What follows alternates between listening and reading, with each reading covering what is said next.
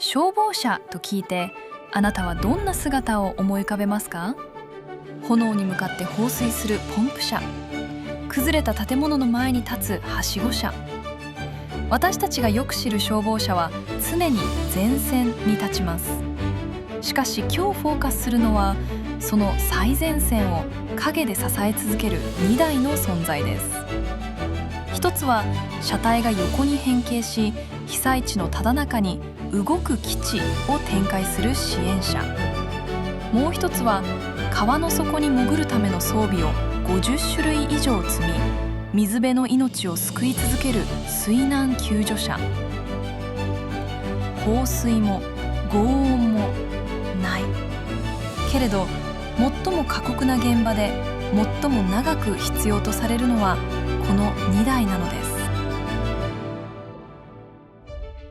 全長およそ9メートル、重量10トン。そのサイズは街を走る路線バスとほぼ同等です。10人の消防隊員が乗り込める堂々たる赤い車体。しかしこの車体をよく見ると、ある欠如に気づきます。ポンプがない、はしごもない、放水装置もない。消火に必要な装備が何一つ積まれていないのです。なぜこの車は存在するのか。答えは大規模災害の現場にあります。地震、大事故、長時間にわたる火災。こうした現場では消防隊員は何日もの間活動を続けます。疲弊した体で眠れない夜を越えて、それでも前線に立ち続ける。その隊員たちを限界の外側から支えるのが支援者の使命です。消火はしない。しかし消火を続けさせる。これが支援者という存在の本質です。そして支援者には他のどの消防車にも存在しないある能力があります。隊員が車体の下に装置をセットする。するとゆっくりと車体の側面が外へと動き始めます。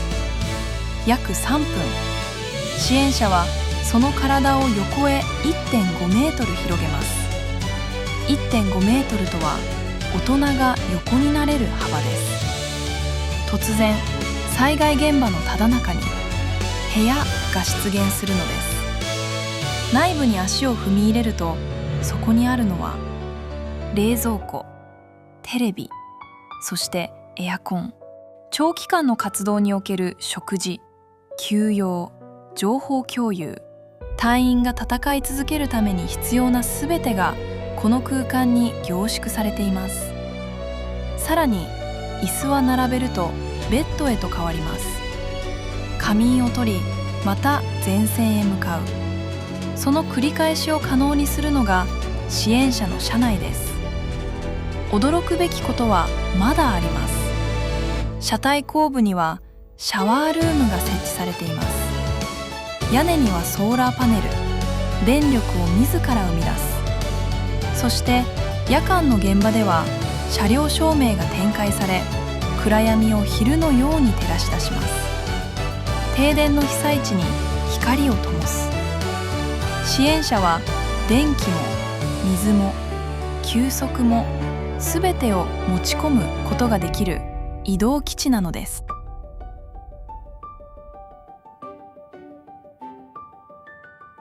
場所は変わり、江戸川沿いの訓練場。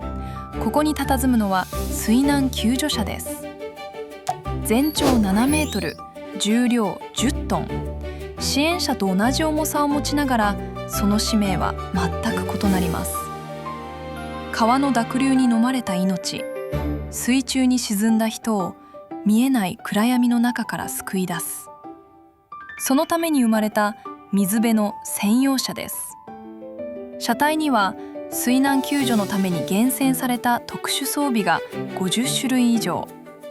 この数字が示すのは、水辺の現場がいかに複雑で予測不能であるかということです。まず登場するのはレスキューボード。溺れた人のもとへ素早く向かい、その体を乗せて岸へ戻る。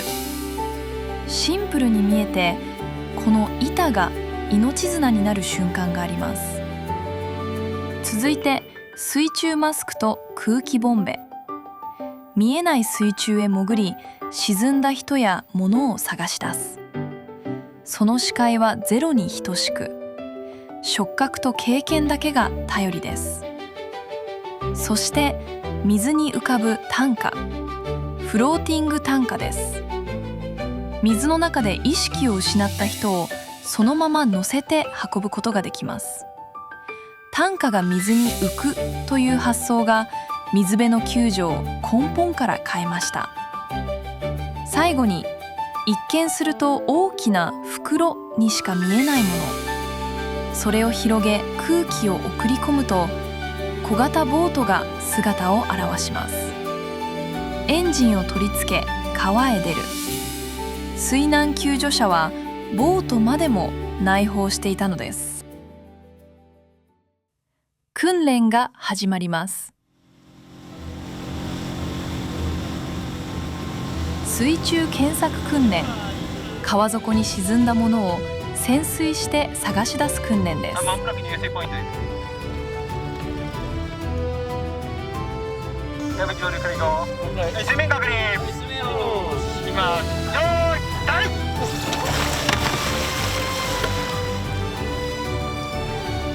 オッケー。じゃあ吹いて。川の水は濁っています。隊員が潜る。水面から見てもその姿はすぐに見えなくなります。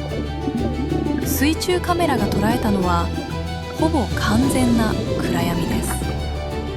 流れに逆らい、泥をかき分け、触れるものすべてを確認しながら前進する。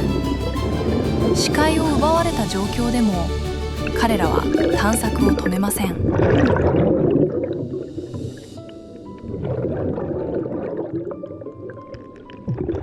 続いては溺れた人を救助する訓練。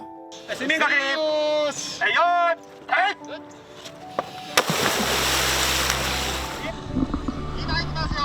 い。ボートから水に飛び込み、要救助者を確保し岸へ戻る。その動きに迷いはありません。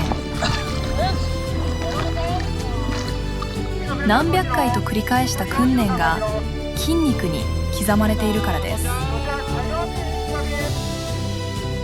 そして水難救助者にはもう一つの顔があります。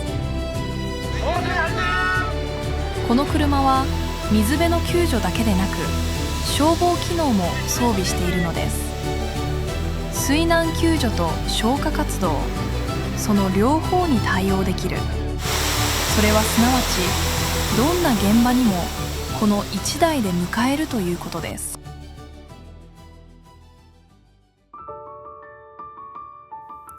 支援者と水難救助者、この2台に共通するのは消火をしない消防車であること。しかし最前線で戦う隊員たちが最後まで戦い抜けるのは支援者という動く基地がそこにあるからです。水辺で命を失いかけた人が救われるのは水難救助者という見えない備えがそこにあるからです。